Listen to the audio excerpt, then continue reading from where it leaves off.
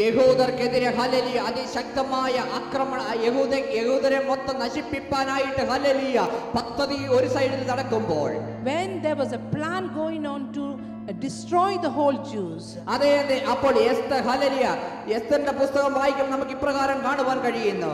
when you read the book of Esther, we can see like this. Esther രാജ്ഞി hallelujah ഒരു ഉപവാസം ദേശത്തെ പ്രഖ്യാപിക്കുകയത്രേ ചെയ്യുന്നത്. The queen has proclaimed a fasting in the land. Esther രാജ്ഞി തന്റെ hallelujah Esther രാജ്ഞി ഇപ്രകാരം പറയുന്നു, നിങ്ങൾ എല്ലാവരും ഒരുമിച്ച് എനിക്ക് വേണ്ടിയും ഹല്ലേലൂയ യഹൂദർക്ക് വേണ്ടിയും ഒരുമിച്ച് പ്രാർത്ഥിക്കുകയെന്ന്. And she asked the whole the nation that pray for herself and for the people who are going through the tribulation. അപ്രകാരം തന്നെ അവർ പ്രാർത്ഥിക്കുകയും ഉപവസിക്കുകയും ചെയ്തു നമുക്ക് വചനത്തിൽ കാണുവാൻ കഴിയുന്നു. Similarly, they all come together in one accord, in one heart.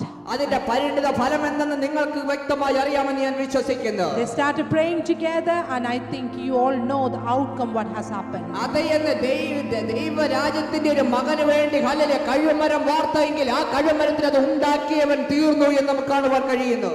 Amen. Hallelujah. There was a cross being made for a child of God, but all those who made and created them been perished. അതേന്ന് യഹൂദരെ സ്പർശിച്ചാൽ അതിന്റെ പരിണിത ഫലം വലുതായിരിക്കുമെന്നത് കാണിക്കുന്നു. And it says that, and it shows that if you touch the Judah, that you will see the outcome is the greatest and the worst. അങ്ങനെയെങ്കിൽ ദൈവ മക്കളായ നമ്മളെ പിശാച് തൊട്ടാൽ അത് എത്രയധികമെന്ന് നോക്കൂ. Oh, if that's the case, if the devil tries to touch you, how much more the heaven will be alert, and it will be protecting us and shielding us. അതേ ദൈവമക്കളെ ഉപവസിക്കുന്ന പ്രിയ ദൈവമക്കളെ നിന്റെ ജീവിതത്തിൽ ശത്രുവിനെ ജയിക്കുവാൻ കഴിയത്തേയില്ലത്രേ. All those who are praying and fasting in these days, no enemy can touch your life. No enemy can invade into your boundary.